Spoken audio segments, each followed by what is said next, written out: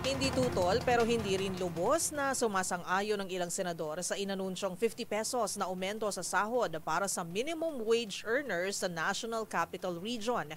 May gustong maghain ng panukalang 100 pesos sa legislated wage increase habang may nag-aalangan din dahil sa posibleng banta nito sa economic balance. Magbabalita si Raymond Dadpaas. Hati ang mga senador sa anunsyo ng Regional Tripartite Wages and Productivity Board o RTWPB sa National Capital Region na bibigyan ng 50 pesos na aumento sa sahod ang mga minimum wage earners sa Metro Manila.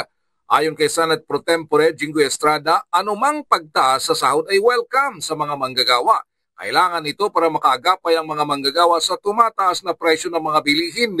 Para naman kay Senador Christopher Bongo, bawat piso ay mahalaga sa mga manggagawa kaya't isang magandang balita ang dagdag sahod para sa kanila. Ngunit pareho sila Estrada at Gona muling nagkain ng panukalang batas para sa 100 pisong legislated wage increase.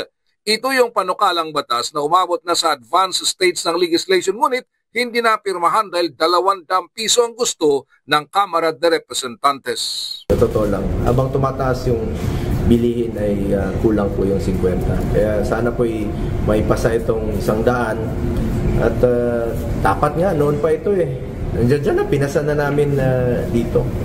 Hindi ko lang po maintindihan kung bakit hindi nagkasundo yung BICAM at hindi na ipasa. Sayang naman, pinaghirapan natin ito na may pasa. Para naman kay Senador Joel Villanueva na siyang chairman ng Senate Committee on Labor, mas gusto nito ang tinatawag na living wage para sa mga manggagawa.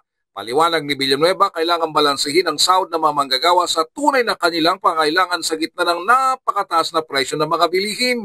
Hindi umano ito tutol sa ibinibigay na wage increase ng mga wage board dahil sa katunayan ay gusto pa nitong palakasin ang mga regional tripartite Wages and Productivity Board. I have nothing against increasing itong mga minimum wage na inire-report out ng ating mga regional wage boards.